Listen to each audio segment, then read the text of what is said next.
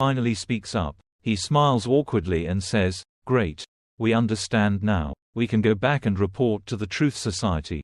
We're glad we got your help in Nikon." Just then, Biden's phone rings. He immediately pulls out his phone, but the name on the screen is unclear. That made him look so ecstatic. It's like the king summoned him. Well, not exactly the king, but the one who called is also a high-ranking person. None other than the vice president of the Truth Society. In his office, the vice president smiles and says to Biden, "Give the phone to the Alice House member. I have something to discuss with them." Biden immediately obeys his superior's orders and hands the phone to Doris. Doris is surprised, but she figures she'll find out what's going on by answering the phone. From the other end of the line, the vice president of the Truth Society chuckles and says, "It's been 300 years, Doris. How are you?" 300 years is not a short time. It only takes a few years for people to forget the voice of someone they haven't seen. But Doris still remembers. She recognizes the voice on the other end of the phone. The caller is Andrew, an old acquaintance of hers, the boy she mentored when he was young. Now, let's go back in time to reminisce about the past. It was about 300 years ago, in the Alice House territory, in a lush green forest. Beautiful and elegant elf girls are blushing, looking at a young man. They're a little sad because he's about to leave. This young man is Andrew, the current vice president of the Truth Society. Andrew walks towards them and exchanges a few pleasantries. Although he has learned much from these beautiful elves, it's time for him to leave. Andrew, 300 years ago, was a handsome young man. When he arrived here, he was already a first-class researcher of the Truth Society. Though he regrets the short time spent here, his research cannot be delayed any longer. After spending so much time with the charming Andrew, the elves have developed feelings for him. Who wouldn't be attracted to a handsome and charming man? Especially when he's flirting with them, as he always does. As usual, Andrew approaches Fiona, one of the elves, seeing him off, and puts an arm around her waist, lifting her chin with his other hand. "I'll be sad to leave this lovely face behind. If I could, if only I could, I would love to make some unforgettable memories with you." Fiona is a young elf and rarely interacts with men, so facing Andrew's sweet, honeyed words, she can't stay calm. Her mind goes blank, and her heart races. Her cheeks flush red, a mix of embarrassment and delight. At this moment, Doris arrives, interrupting their touching farewell. The two elf girls, seeing Doris, immediately run away. Andrew turns to look at Doris. Well, look who we have here. Just now, facing the beautiful Fiona, he had a playboy-like expression, holding her in his arms. But now, facing Doris, Andrew turns into an obedient puppy.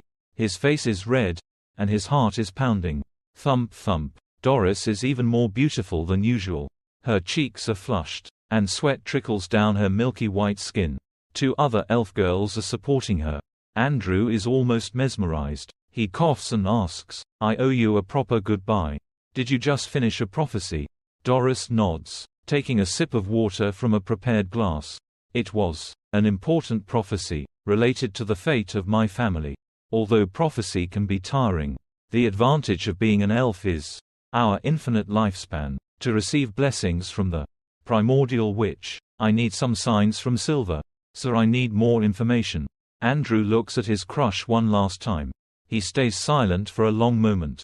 Then, with all the love and respect he has for his crush, Andrew says, "I'll try to ask the Truth Society to help you.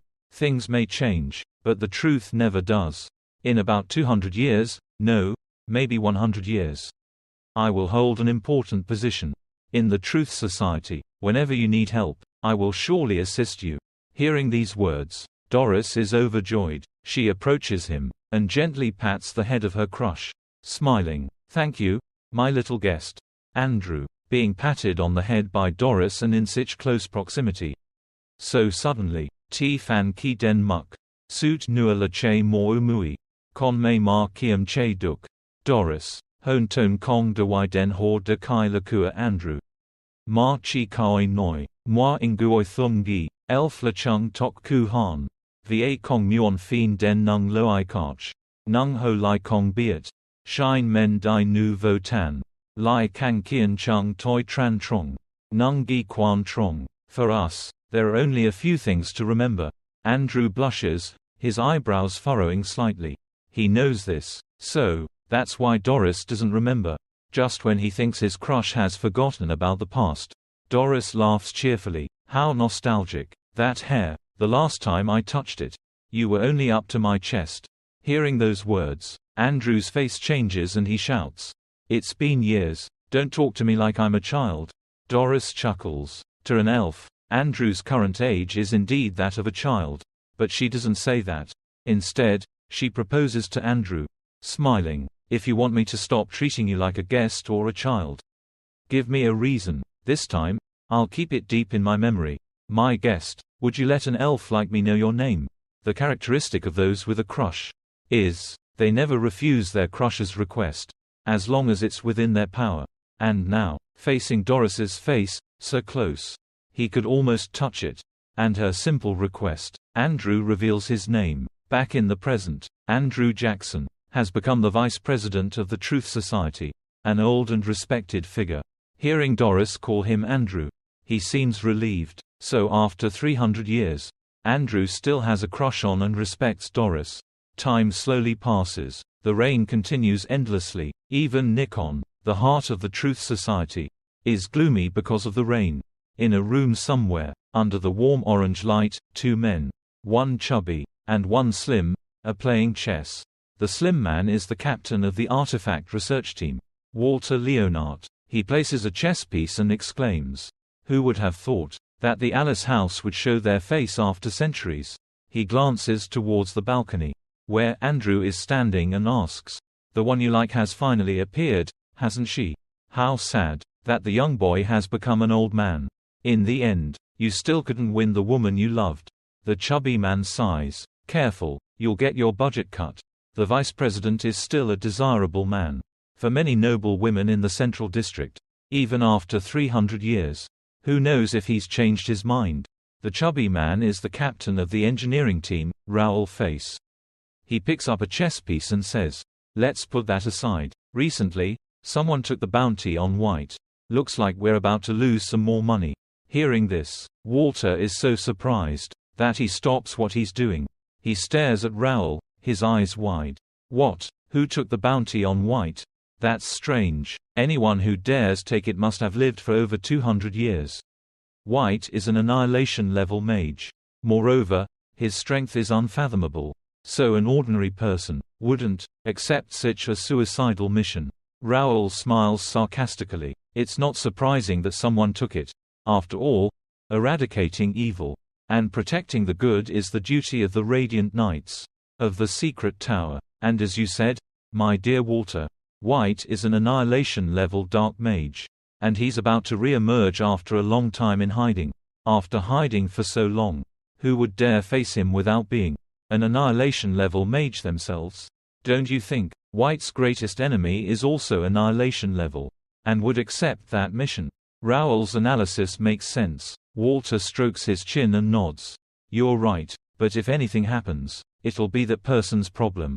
But how could someone lack money at the annihilation level? Unbelievable." Meanwhile, a certain annihilation-level mage is in the command office of the Radiant Knights of the Secret Tower, sneezing. Something about money, related to money. Back to the two men playing chess and chatting like old friends. In Andrew's office, they're now talking about a typical concern: funding. If someone actually captures White, then the funding for each department will be tight, and Walter's troublesome research will be delayed. Hearing someone call his research troublesome, Walter can't let it slide. He angrily points at Raoul and shouts, "Mine is troublesome, yours is useless. If you hadn't researched the automatic hair washer, we'd have plenty of money now. Besides, only those people from the Secret Tower would buy that. Actually, the president should reduce your funding." Raoul is used to his colleagues' outbursts. In the academic world, conflicts and disagreements happen frequently, so Raoul just laughs and says, "Those are all results from the brilliant mind of Hanson G. Suze, my subordinate, and I'm sure I've already suspended that research and sent Hanson to you. He'll be happy to meet you." when he has new results. Raoul's words are very reasonable, soothing Walter's anger. He coughs a few times and says, "No need.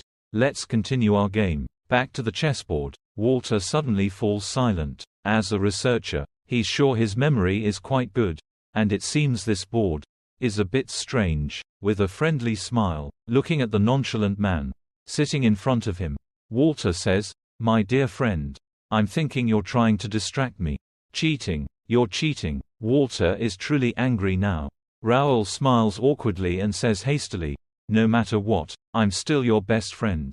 Screw friends. Walter, still annoyed, smiles sarcastically at Raoul, and says, "Anyone can have friends if they have money. Humans are just a bunch of cunning, heartless, and greedy creatures." Raoul feels a chill down his spine. In front of, I still need to appease this friend. The best thing to do is to mention research. Research is something that makes every scholar proud. It can also make them hate someone. Raoul smiles awkwardly and says, "My research, to be honest, it's quite useful. That plan is in its final stage. It's all thanks to Doris's help. That philosopher's stone that she retrieved from the eternal coffin is an incredibly powerful artifact. It's more powerful than anything my alchemy can create." Back to the topic of research. Walter calms down a bit. He sits back in his chair, picks his ear, and smiles sarcastically. "It's in its final stage. It'll be completed soon. I've heard that 1,000,000,000 times. But I don't know. Someone always reports failure, and requests additional funding a few weeks later. It happens so often that sometimes I wonder, could it be your scheme, my dear friend?" Just moments ago, he was praising the philosopher's stone for its immense power. Now, when Walter refutes him, Raoul slams his hand on the table and blames the philosopher's stone for not being pure enough for successful research. Walter shouts back at Raoul, "It's because your skills are lacking that you failed." The two had just reconciled, but now they're both frowning and sulking, like children squabbling over food. The only difference is, when two close friends are angry with each other, they quickly reconcile because of their shared interests. Walter, after a moment of silence, speaks first. "You still haven't told me. Who took the bounty on White?" Raoul smiles mischievously. He leans back in his armchair and says, "I bet you can't guess. This time, it's not an annihilation-level mage, but a petrified hunter. The petrified hunter they're talking about is currently wandering alone in Nikon City. He just finished off a monster with his sword. The monster's blood stains the tattered cloth he wears. It seems like it's not quite dead yet, but is trembling in pain." The petrified hunter, now completely ignoring it, reaches into his pockets, searching for something. Meanwhile, he casually shoots the monster, killing it instantly. After finishing the task, he continues walking, still searching for something. He reaches into his sleeve, seemingly too focused on his task.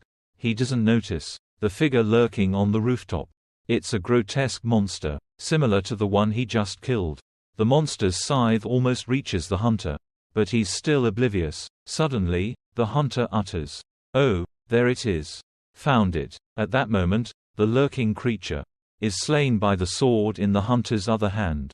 From beginning to end, he never even glances back.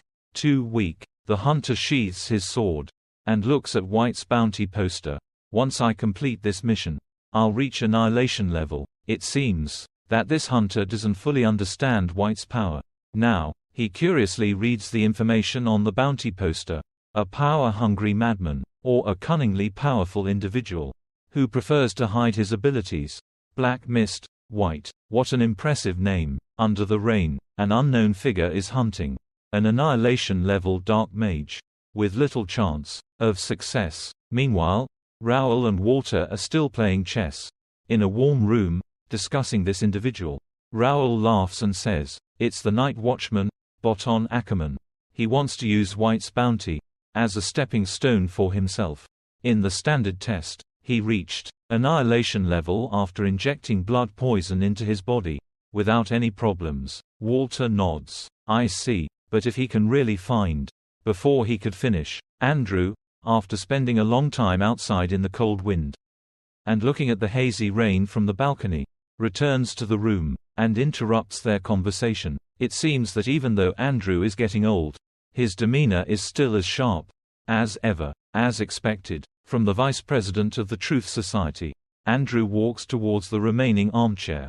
Raoul turns to him and asks, "Vice President, is your matter taken care of?" Andrew flips his hair. The playboy blood truly runs deep in him. From his youth to 300 years later, it hasn't changed a bit. He speaks emotionally. "I just didn't expect that 300 years have passed and I'm old. But she still remembers me. Not only that, her way of speaking hasn't changed either. It's like a dream." Andrew's eyes well up with tears at the mention of her name. To be this old and still so emotional. Perhaps this is the sadness of seeing your crush again after a long time. Seeing Andrew's sentimental display, Raoul and Walter share a mischievous thought. But for the sake of funding, it's best to stay silent. Instead, Walter asks about something else, somewhat related. "I heard about that bookstore. The Alice House said they would serve the bookstore owner as if he were their master." Their master. This makes Andrew frown in displeasure. His crush serving another man as if he were her master. Who could stand that? He hands a piece of paper to Raoul and Walter and says, "This is information about that bookstore. The secret tower sent it. Let's take a look. And of course, anyone who mentions that bookstore owner, which annoys me, will have their research funding cut by 3% next month. This is definitely a personal grudge." Walter cries silently. Walter is heartbroken, but Walter doesn't dare to speak for fear of further deductions. He can only accept it bitterly. Getting back to the matter at hand, Andrew turns serious and starts discussing with his two subordinates. "I never expected there would be someone at K level in NAC Kim. But this is Logic's fault. He should bear the responsibility." Ignoring Walter's pitiful sobbing over the deduction of his research funding, Andrew continues, "Since they seem friendly, we don't need to investigate immediately. But there will still be trouble with someone like that existing in Lackey." Walter jumps in shock. He sits up abruptly, staring at Andrew with wide eyes. "What do you mean?" Andrew stands up and shares the information he has gathered. Although that bookstore is friendly, White is also involved. Also, that hunter, Ackerman, keep an eye on him. Both Raoul and Walter believe that the existence of someone at an indescribable level is extremely dangerous. However, directly confronting him is too risky. So, no matter what, caution is our top priority. Andrew understands this. Above all, their primary concern right now is to find the Mirror Mage. Previously, this was the reason Andrew agreed to let Ackerman go. It sounds like he's using Ackerman, but Andrew truly has that intention, and he doesn't deny it. We still need to find out the bookstore owner's true intentions from his actions and the information we have about the bookstore on 23rd Street. The owner can't be considered completely harmless. Risking the lives of millions in NAC Kim is too dangerous. When you reach an important position and hold the fate of many, it's easy to become blinded, lose your way. Andrew is no different. He's not sure if what he's doing is right or wrong, but he still does it. The Truth Society's purpose is to seek knowledge and maintain the current order. The society has become so powerful that its power and influence have become excessive. And that's when the rats started appearing in the society, and Andrew's duty is to crush them. Hearing Andrew's words, Raoul and Walter are in disbelief. Or rather, they're filled with anxiety and fear. There's a traitor in the Truth Society. If you think carefully, you can see it. Through the recent events, their surveillance failed. Red Bishop and White Wolf escaped countless times. If they don't take action, the Truth Society will be in danger. That's what Andrew never wants to admit. Andrew leans on the railing, looking into the distance, and pleads, "I know you two are capable and loyal. The Truth Society's surveillance system is partially compromised, so I hope you two can fill that gap. This is what President Maria needs. If she doesn't have to fight that K-level person, it'll be a good thing. But that's still uncertain. We can't be sure yet. That's why I used Ackerman to investigate the bookstore owner. And if we're lucky, maybe we won't have to fear that indescribable person anymore. Even if God dies, the truth remains." Raoul sighs. Tonight is truly beyond imagination. So much has happened in this dark night, and under Loki's endless reign. Although it can conceal many dark things and erase any traces, the truth remains eternal. Time slowly passes. It's morning now. The news broadcast plays from Lim Ji's neighbor's room. As usual, the news mainly focuses on the explosions on 21st and 23rd Streets. This is the work of the Secret Tower and the Truth Society to let everyone know that a terrifying battle took place in NAC Kim. It's not a good thing. Meanwhile, Lim Ji has just woken up after a long night. Suddenly, the news mentions 23rd Street, and that's where Lim Ji's bookstore is located. This makes the sleepy Lim Ji jump. Awake, Lim Ji walks towards the door, opens it, and, whoa, the scene outside is a mess, or rather, horrifying. I only slept for a bit, and suddenly there's an explosion. This is terrifying. Lim Ji realizes he must have slept soundly, as such a huge explosion didn't wake him up. Last night, he didn't expect anything else to happen. After Doris bought 30 of his books and helped him avoid some trouble. It was really strange. Fortunately, it stopped before reaching his bookstore. Ignorance is bliss, indeed. Speaking of Doris, yesterday, before leaving, she insisted he take this potted plant. Before leaving, a gesture of goodwill. This makes Lim Ji a little embarrassed. But it's fine. I've already accepted the plant. Yesterday, Doris said this plant has its own thoughts and can grant wishes. This girl is so cute. To still believe in such things. Doris would be happy to know how much I like her. My fondness for her is at a very high level. Since I've accepted the plant, I have to take care of it. Lim Ji takes out his watering can and waters the plant. Careful and meticulous care. When this plant grows up, I'm sure it will bloom beautifully and improve the atmosphere in this bookstore. Just thinking about it makes Lim Ji excited. He feels much happier. So now, besides reading, I have another hobby. From Lim Ji's perspective, this is an ordinary seedling. But in reality, this plant is not as ordinary as he thinks. Among the leaves, an eye is staring at him, along with something that resembles tentacles crawling on the leaves. A week later, the seed Doris gave Lim Ji finally blooms into a rose. Beautiful and charming. Seeing the fruits of his labor, Lim Ji feels incredibly excited and happy. All that effort for a whole week was worth it. And it's truly beautiful. I've always wanted to grow flowers myself, but they never seem to live long. But this one bloomed in just a week. Isn't that strange? Don't roses usually grow in bushes? Why is there only one flower here? It's really weird. Speaking of which, now that I think about it, Doris said this flower is a rare species. So maybe it has some special abilities. Besides, Doris didn't say it was a rose. So it's highly likely it's a species related to them. Roses are fast-growing and easy to care for. Lim Ji places the rose pot on his counter. Such a beautiful flower should be enjoyed by my customers. Besides, decorating the store will surely improve their mood, and they'll buy more books. The table Lim Ji uses to greet customers now has another decoration. Quite a contrast, but they're both equally creepy. And Lim Ji is still oblivious, carrying on with his daily routine. It's time to open the store. It'll be lonely without anyone to talk to. So I hope I'll meet a customer today. I'd love to meet a customer today. At the same time, outside the bookstore, Ackerman has arrived at the location given to him for his mission.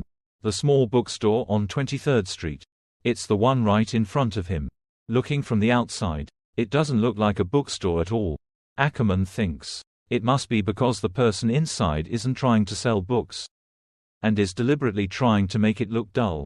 But now that I think about it, it seems there's another reason. He sighs and sniffs the faint lingering scent in the store. Though faint, his keen sense of smell detects the remnants of white scent in the rain. It's true. That black mist was here. This is really interesting. Black mist is powerful and skilled. He seems to have a talent for dark magic. And the scent he's smelling now comes from a statue inside the bookstore. It's not very powerful, but it wouldn't be a bad idea to use it as a guard. After pondering for a while outside the bookstore, Ackerman concludes that the Truth Society was right. White used this place as his base, even though it seems to be a temporary shelter. Based on their information, White has visited this place twice. But judging from the traces left behind in the rain and around the store, White has visited this place more often than they know. And if that's the case, White will definitely return. This is a golden opportunity. I can confront White and use that dark mage as a stepping stone to reach the annihilation level. But speaking of, those rats from White Wolf and Red Bishop have kept us too busy. They've kept the Truth Society too preoccupied to act. Even those dark mages have appeared here. I can still smell the magic and blood from the recent battle. Not only did we have to clean up the mess, but we also had to relocate the nearby residents. The Secret Tower and the Truth Society have extensive experience in covering up these troubles. But now there are more things giving us headaches. Now Muffy is dead, and the fate of those rats is sealed. Ackerman stares at the bookstore entrance and changes into ordinary clothes.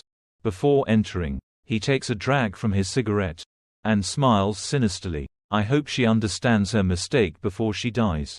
Even if she's lucky enough to avoid St. Doris, she will fail. But even with Muffy gone, the Truth Society won't stop searching for the mirror mage and preventing its creation. Ackerman wonders, is that mirror really so powerful that it can make people lose their minds? Well, a hunter shouldn't be too curious. That wouldn't be good, nor professional. Right now, the only thing I need to do is to focus on my mission. Wait for the prey to appear. The most important qualities of a hunter are caution and patience. That's what my mentor taught me. Even if this bookstore doesn't show any signs, I need to be cautious. The only thing I need to do is pretend to be an ordinary customer and act normal, avoiding any trouble. Ackerman flicks away his burning cigarette and walks towards the bookstore. He's completely unaware of the strange things that will happen and how his life will change once he steps inside. Even if he wants to be an ordinary customer, Ackerman's appearance is anything but ordinary, but to those who have been here, it's quite normal. Ackerman reaches out with a serious face, opens the bookstore door, and slowly steps inside. His shadow stretches across the floor. Water drips from his raincoat onto the wooden floor. The bookstore interior comes into view. Just as he thought, White's statue is sitting on the table that the bookstore owner usually uses to greet his customers. You can see the bookstore owner as soon as you enter. Like this place. At first glance, there's nothing special about it. And it's not just that White's artifact. It's very well made. But if there's no malice, it's fine. Ackerman is quite confident in his camouflage skills. Ackerman looks at Lim Ji, who is sitting behind his desk.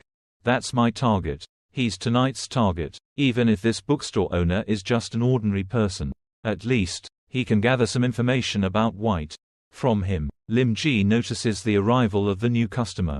He immediately puts on his trademark friendly smile, welcoming the scheming hunter. It's been a while since a new customer came in. It's like back when there were no customers.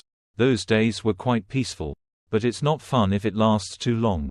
After all, everyone has to make a living. Lately, because of the explosion, few customers have visited his store.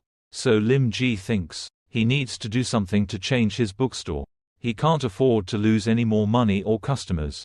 Even if he doesn't sell much, he can use his eloquence to persuade customers to buy a few more books. Lim Ji stares at Ackerman, eager to show off his eloquence. So, as soon as Ackerman finishes hanging up his raincoat, Lim Ji seizes the opportunity and asks, "Are you looking to borrow, find, or buy a book? If you have any questions, don't hesitate to ask." Ackerman smiles. "Just looking for a book." As soon as he speaks, Ackerman feels a bit smug about his acting skills. This is a perfect answer. It suits any customer who comes to a bookstore.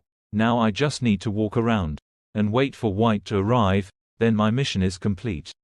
Besides, there's nothing interesting in this bookstore anyway. Just as he thinks about how ordinary the bookstore is, a strange object on Lim Ji's table immediately makes him change his expression. It's a rose, which Lim Ji has carefully cultivated for a week. That beautiful object has now become a threat. constantly menacing Ackerman's mind. It's a rose. It's quite beautiful and unusual, so it must be expensive. And that's the most noteworthy thing here. An ordinary rose. But Ackerman doesn't realize he's being captivated by it. Then, the rose moves slightly. From within its beautiful petals, an eye emerges, accompanied by wriggling tentacles. The eye stares at Ackerman, making him uncontrollably terrified, his whole body trembling. He can't move, as if the rose has stolen something from his soul. But this is absurd. He can't sense any magical fluctuations in this store. Just as he's frozen in fear, Lim Ji suddenly says, "If you want to ask something, just ask. And find a book to your liking." Although Lim Ji thinks he's smiling in a friendly manner towards his customer, in Ackerman's eyes, he's a demon in disguise. How the hell am I supposed to find anything? Ackerman can't understand. He can't even move as he wishes. At this point, Ackerman has finally gone crazy. Like all the other customers who have come to this store, the bookstore owner, he's seen through my intentions. Those eyes, as if mocking someone caught in a trap. And that smile, seemingly friendly and welcoming to customers, but actually, it's nothing but sarcasm.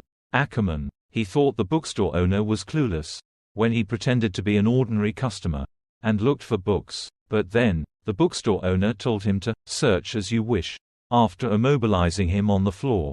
Isn't that obvious? Don't you want to search around?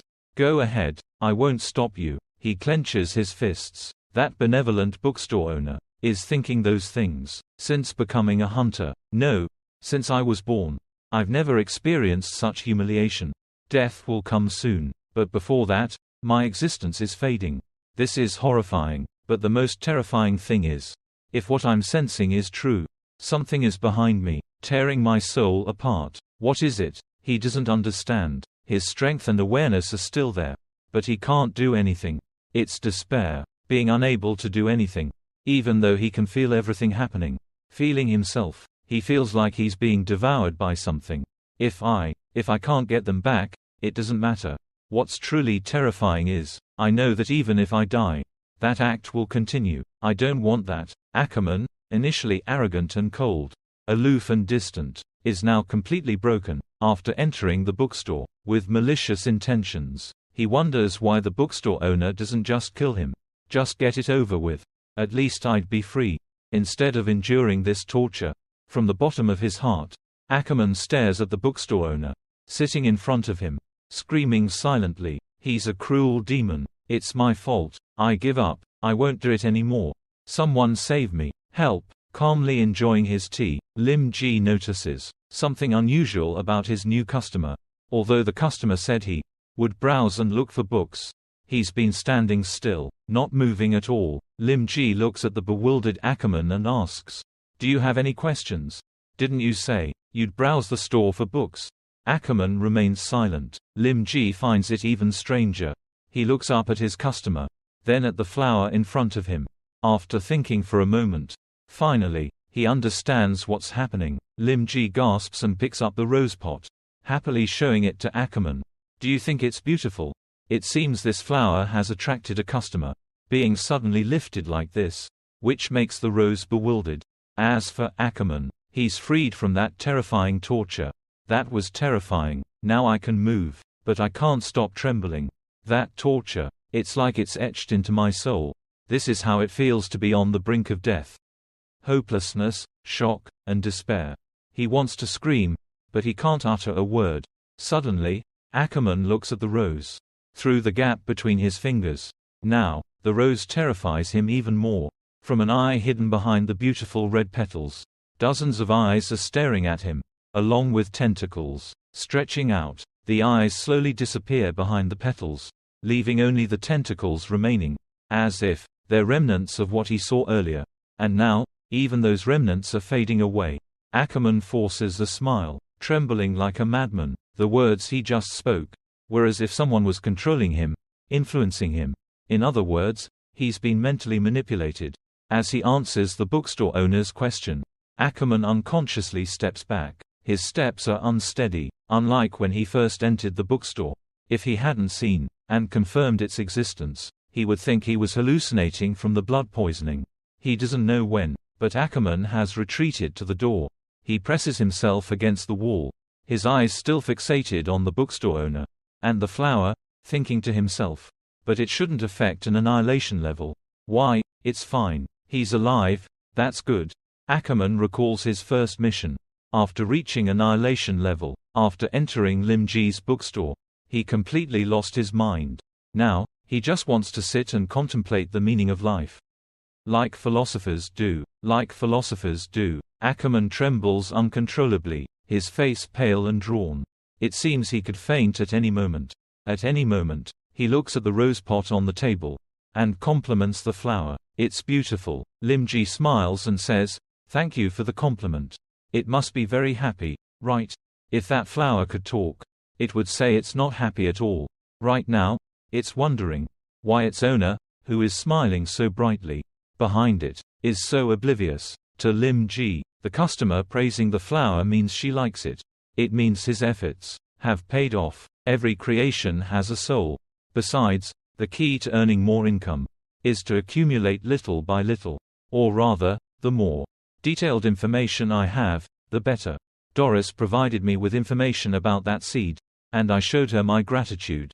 That guidance. Lim Ji wonders, if Doris could see how much I cherish this flower, she would be happy. She would be delighted. And then, wouldn't I have another customer? Lim Ji is happy with his upcoming plans. The more he smiles, the more the flower frowns. But it's just a small flower in a pot. It can't do anything. A sad flower that can't speak. Can only suffer in silence. Lim Ji, with all his heart and love, picks up the pot and looks at it, as if he's looking at something divine. This action makes Ackerman, who's witnessing everything, tremble in fear. The hunter's mind is a jumbled mess of surreal images. World. Everything feels unreal. What the hell is happening? And, I wish I never stepped foot in this bookstore. To witness all this. This shopkeeper isn't just playing with people. He's also close to that flower. Unlike Lim Ji's cheerful and friendly demeanor towards him, the flower seems a bit shy and awkward. Based on its expression, Ackerman thinks that Lim Ji sees that creepy monster as his child. But even if he's a dark mage like Muffy, she only worships dream beasts, as if they're perfect creations. They wouldn't treat something like this the way this shopkeeper does. The way this shopkeeper treats it. The more I witness, the more I feel my worldview crumbling. Facing something beyond imagination and human understanding, they would feel fear and despair. This is especially true for our hunter, Ackerman. At this moment, in his eyes, this bookstore owner is something else, not human. A demon, an existence that transcends all of us. They can easily manipulate everything with words. What if this shopkeeper, like that rose, uses external objects as a vessel? A demon residing in a human body. That's why he can't detect any genuine emotions from this shopkeeper. And this person's personality is so unusual. Yet, he's incredibly powerful. So powerful that just by looking and breathing, others feel fear in the face of his authority and mystery. This is a superior being. And superior beings are often arrogant. This requires Ackerman to be extremely careful. Suppressing his trembling, Ackerman forces a smile and says, "I can see. You put a lot of effort into caring for it." Ackerman wonders, does the Truth Society know what's happening here? Do they know the true nature of the being they revere? Is this shopkeeper making him reveal this?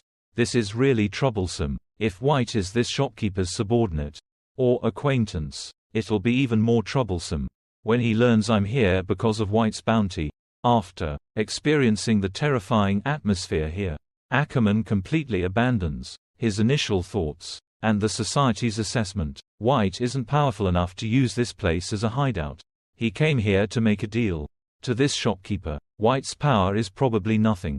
Ackerman now wants to get out of here as soon as possible. Act natural. I've attracted enough attention today. That's enough. Really enough. But because he is too flustered, and he's the only one in the store, Lim Ji notices his movements. He silently stares at Ackerman. Lost in thought, Ackerman scratches his head, sweat dripping down his face. His acting suddenly deteriorates. He doesn't realize how suspicious he looks.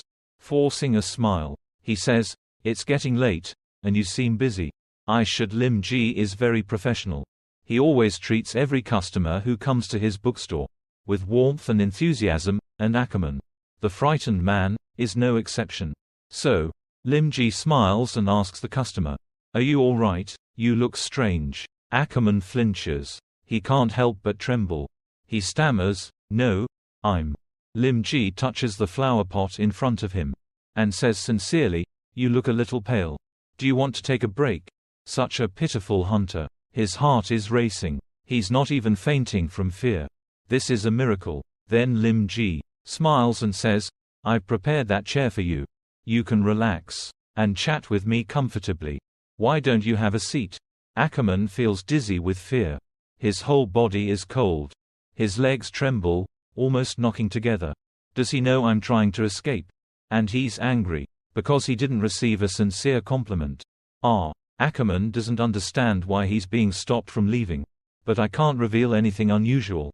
Sir Ackerman forces a smile, trying to stay calm. "No, I'm perfectly fine." Lim Ji frowns. "Is that so? Don't force yourself." This customer is more stubborn than he expected. Even though he's tired, he doesn't want to tell anyone. Judging by his appearance, this customer is a typical office worker, around 35 years old. Usually, office workers at that age have a boss, a wife, and children. This is also the time when they're prone to a midlife crisis. It seems this customer is stressed out. They lose their purpose in life and become lost. To talk to customers like this, the first thing Lim Ji wants to do is lower the guard. Poor Ackerman. He doesn't know that he's the one causing fear. Lim Ji smiles and says, "Don't worry. Just have a seat. There's no one else here. No one knows what's happening here. Just relax and treat me like a friend. If you have any troubles, you can talk to me." Lim Ji doesn't tell him that he wants to use all his abilities to persuade him to buy something because it's been a while since he had a customer. "I just want to use my abilities." Lim Ji is quite confident in his eloquence and knowledge. So he even tells Ackerman frankly, "I'm pretty good at getting people to open up." Under normal circumstances, those words would have been well-intentioned. But in this context, everything Lim Ji says sounds more like a threat. It's more like a threat. It's clear, Ackerman, if he doesn't sit down and confess, something will happen. Facing a demon, people don't have many good choices. And they're not clear-headed enough to see everything. But he can't reveal everything. If he's not careful, the consequences are unimaginable. If I tell the truth, should I say that my problem is ambushing White at this bookstore, but that I'm being bothered by the owner instead? If he dares to say that, Ackerman is sure the bookstore owner will look at him, smile wickedly, and say, "Well done."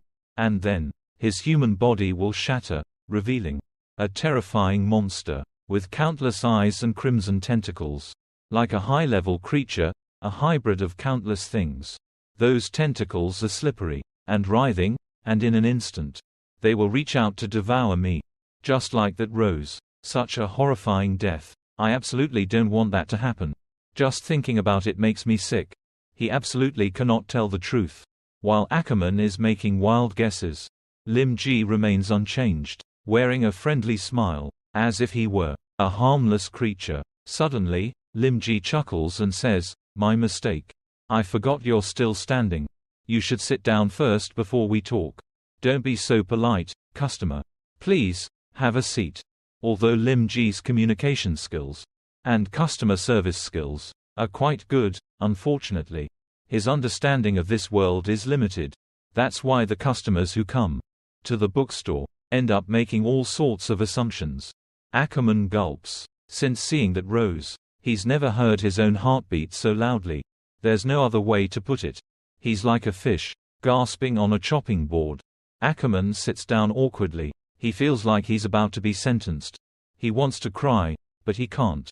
Resisting is even more impossible.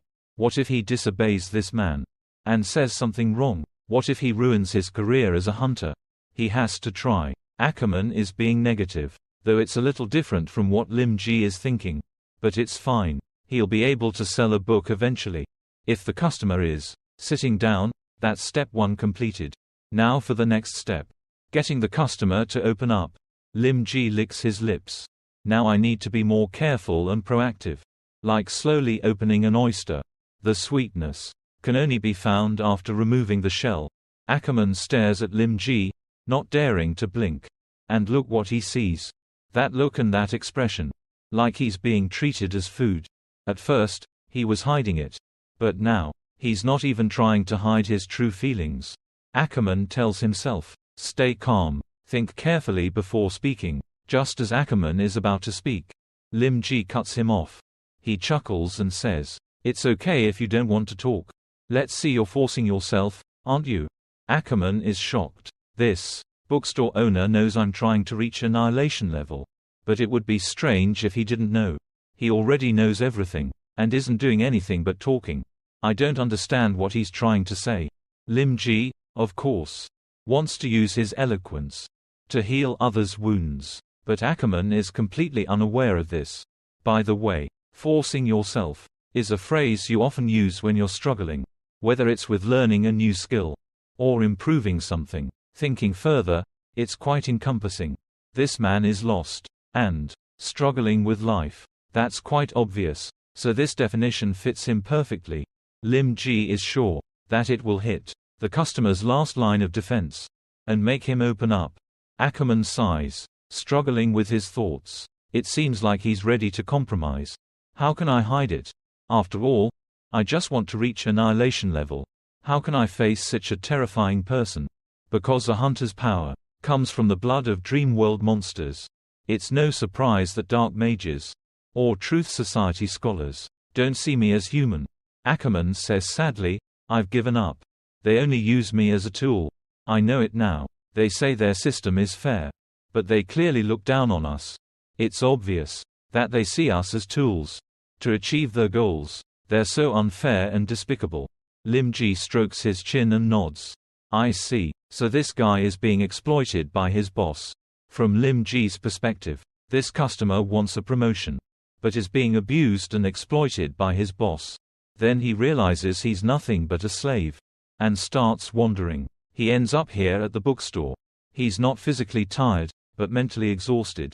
That's understandable. Lim Ji pours a cup of green tea and sighs inwardly. Another overworked employee. All I can say is that wealth is a luxury. He hands the cup of tea to Ackerman, who looks quite surprised, not knowing what it is. Overall, Lim Ji's actions, everything, can surprise him. Lim Ji smiles and says, I understand your problem, customer. Have you considered finding another path? A different way? Ackerman gapes at Lim Ji, his eyes wide. What is he talking about? His heart races in his chest. Ackerman feels like he's about to discover a new horizon in the dense fog. But first, he needs to understand what this man is saying. What does the bookstore owner mean? He doesn't quite understand. It sounds like an ordinary statement. But somehow, he feels a flame igniting in his heart. Before Ackerman can overthink it, Lim Ji explains, you're just a tool to them now. Are you willing to let them continue using you? After knowing that, is it worth it? They won't treat you well. They might even harm you. They don't respect you at all. Lim Ji's eloquence is truly remarkable. Ackerman was trembling with fear a moment ago. But now he's much calmer. Now, he's focusing more on his own situation. Much more. Lim Ji glances at Ackerman and says, you're smart. I think you understand what I'm saying. Lim Ji is a master of words, a lord of language, a master manipulator. He's a true artist. Ackerman is completely persuaded, just as the bookstore owner said. It's not worth it, no matter what they do to him. He won't gain much. A hunter's supernatural power comes from the blood poison of dream world monsters. Dream world monsters. It's not just borrowing power. It's not right at all. Once infected with the blood poison, a hunter becomes something like a dream monster. Humanity gradually fades away, and there have been cases where powerful hunters turned into dream monsters. After absorbing too much blood poison, they're consumed by the monster's instincts, becoming frenzied and destroying countless things. Ackerman never blames those people. After all, hunters risk their lives to do what they do, to do their duty. And after all, he's still proud to be a hunter. Hunters use their bodies to release the dream monster blood flowing within them. Their souls merge with the dream monster and the blood poison. That becomes their sharpest weapon. And every moonless night, hunters go out to hunt dangerous dream monsters. These are battles for survival. Hunters don't have the spirit of a knight, the lineage of a mage, or the wisdom of a scholar. Hunters only have strong souls to resist the assimilation of dream monsters. For 35 years, Ackerman has lived as a hunter. To other mutants his age, hunters are nothing. But Ackerman, he's a hunter, and he feels like he's on the verge of collapse. The blood poison in his body came from Pale. Every time he uses the blood poison's power, he feels his humanity fading, his will weakening, becoming harder to control, and soon, he'll become a disgusting monster. Not long ago, not long after transforming into a half-dream beast, to suppress his beastly instincts, Ackerman had to rely heavily on suppressants. Only then could he return to normal. But as the days went by, the suppressants were becoming less effective. He was on the verge of losing his humanity. To avoid complete despair, he took on the mission to hunt down White. He needed it as a milestone for his promotion to the Annihilation level. But then he realized the Truth Society had been using him. They never treated him well. Even after he reached the Annihilation level, he received no respect. But if he stopped working for the Truth Society, then Ackerman didn't know where he would go. So he always thought he had no other choice, and confessed this to Lim Dai. They're always watching. There's no other way but to serve them. Lim Dai nods. So that's how it is. The problem of monopolies has always been a thorny issue. But this guest says he's also considering other options. Maybe he's hesitating, seizing the opportunity. In this situation, Lim Ji might as well give this person some suggestions. Lim Ji smiles and asks, then, what right do you think they have over your freedom? Can't you really leave? Can't you find another place that's worthy? Think about what could happen in the future. And if others are in the same situation as you. I'm not here to enlighten you. I just hope you can make the right choices in your life. After talking to me, do you understand? Lim Ji's words awaken Ackerman. As if he has found light in the darkness, he replies loudly, you mean I need to choose my own path? Someone like me, I need power to control my future. Now, in Ackerman's eyes, the gloom has been replaced by passion. If he wants to break away from the Truth Society, he must have something to build his own power. Hunters can prove themselves. We don't need anyone to do it for us. Seeing the passionate man before him, Lim Ji is slightly stunned. He didn't think he could achieve such a great effect. This customer is truly inspired and full of energy, a customer with a strong heart, even though he was quite confused and tired earlier. Moreover, this person has the spirit to take risks and start from scratch. If that's the case, then his job seems to be going smoothly. This person isn't as difficult as he thought. Thinking that, Lim Ji smiles and says, sometimes in life, you'll easily reach simple agreements you want. And later you'll realize that you're being exploited by your so-called partners. For those with insatiable greed, your strength will never be enough. But you still have a choice. You can choose to work with others. You're not alone, are you? Of course, the decision is yours. Think carefully before answering. Don't leave any regrets for the future. Yes, I have some suggestions for you. I have a customer named Kwai Chuk too. Maybe she can help you, and I'm willing to tell her about this when she comes back to my bookstore next time. Kwai Chuk too. This name is well known among hunters. Almost every hunter knows this name. After her comeback, it's like she was reborn, stronger than ever. If Ackerman knew Kwai Chuk too, things would be much easier for him. Lim Ji rejoices inwardly and smiles friendly. Yes, that young lady. Ackerman, who had just calmed down, starts trembling again, a mixture of astonishment and anxiety. He finally understands everything. Ackerman looks up at Lim Ji and asks cautiously, is this what you want from me? Was this all your plan? Although he doesn't fully understand, Lim Ji thinks that he and this customer are talking about the same thing. So he nods in agreement. After receiving Lim Ji's confirmation, Ackerman feels even more terrified of this man. To achieve this, the bookstore owner had planned it all in advance. This is horrifying. While Ackerman is stunned and terrified, Lim Ji sighs. Planning everything in advance. How is that possible? If there were people Who could predict others' thoughts? The world would have been at peace for thousands of years. Lim Ji looks at his reflection in the tea. His communication skills seem to be okay. The situation is better than expected, and he's quite sure he can handle it smoothly. When facing a customer who can't articulate their problem, I just need to use what I know to ask questions and guide their thoughts. It depends on their emotional response to those questions. Lim Ji feels he's said enough. The rest is up to this customer. He needs to untie the knots in his heart. Gradually, he'll open up more, and then I need to soothe his worries. Speaking of which, I guess what I want him to do is a good thing, right? After all, many people can't handle such a heavy workload, working 12 hours a day for a week. So the choice I'm offering him must be suitable. It requires not only determination and a willingness to take risks, but also a detailed and well thought out plan. But it's okay, at least he won't have to worry afterward. My bookstore is pretty deserted, so to ensure the number of customers doesn't decrease, I think I need to do something more, like offering some reassurance. It's a good thing Miss Lee can help him out. At least she has something for him to do. But there are still some things to deal with. I need to find the best solution for them. There are still some conflicting points, so I need to explain it clearly for him to understand. Like the cup I'm holding. If you look closely, you'll see a brand logo stuck on it. It's the logo of the Lao Development Group, run by Miss Lee's father. It's a corporation that has a monopoly on all the mines in the lower district. Furthermore, this corporation also plays a part in NAC Kim's industry. The pervasiveness of Lao is unimaginable, whether it's in business or everyday life. However, when you dig deeper, you'll see its dark side. Even he, an outsider, who's only been here for 3 years, can sense the influence of the Lao group.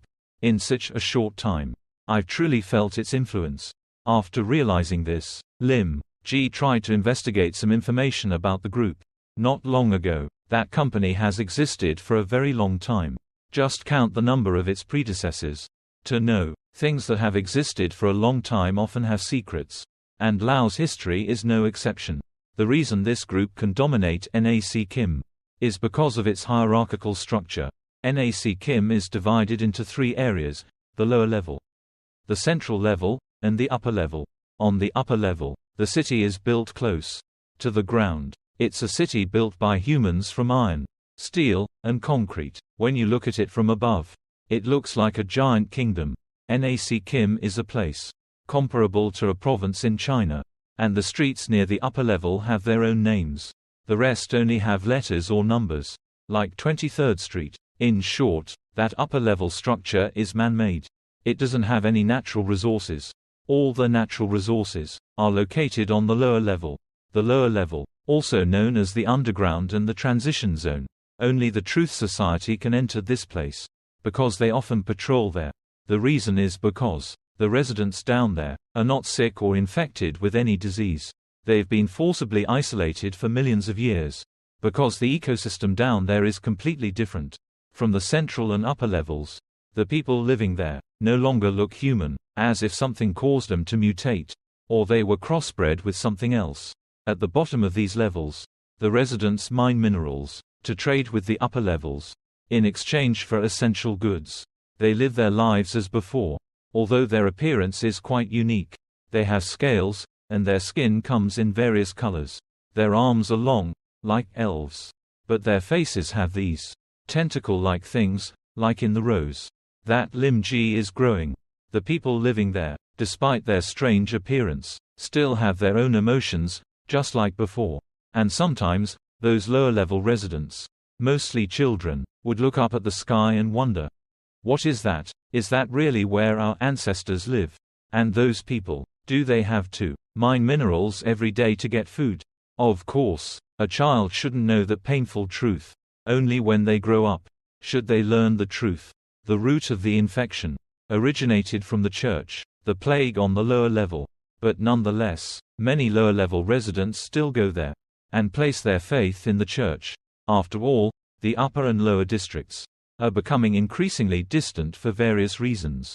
That's also why there are many organizations that have exclusive rights to transport and collect resources for the upper district. One of the biggest companies is the Lao Group. They control and own the resources. Only they can control access to the lower district. That's absurd. Just think, imagine if only the rich could open a small bookstore and buy the right to distribute books. It's an exciting thought, but life isn't a dream. I can only work hard and make a living. While investigating the Lao Group, I never expected to become acquainted with the daughter of the Lao Group's CEO. The CEO of the Lao Group. This is all thanks to my communication skills. That girl is so lucky. Ever since I met her, my sales have been much better than before, and our relationship is pretty good. So, helping this customer shouldn't be a problem. It shouldn't be a problem at all. Seeing Ackerman's hesitation, Lim Ji smiles and says, "She can help you. She faced some problems a few days ago, and I guided her through them. So, she should be here soon." In an instant, Ackerman understands many things that are happening here. The truth is revealed. There's no doubt about it. So that's why NAC Kim is in its current state. The first reason is because the Hunter White Wolf and the Dark Mage from the Red Bishop joined forces. The root cause is Helis losing to Kwai Chuk II, and at that time, Helis used Ackerman as a shield and fled. There's another reason for Helis's defeat. Kwai Chuk II suddenly became stronger. Now, Ackerman fully understands. Kwai Chuk II was helped by this bookstore owner. So that's why this bookstore owner is helping me. So this person initiated the conflict between the Hunters and the Truth Society with just his words. In other words, this person wants to push the Truth Society to the brink of collapse, playing with others and creating conflict. That's how demons entertain themselves. It's always been like that. But Ackerman can't deny that. The bookstore owner's words have a special charm. It's so alluring, and I have no way to resist it.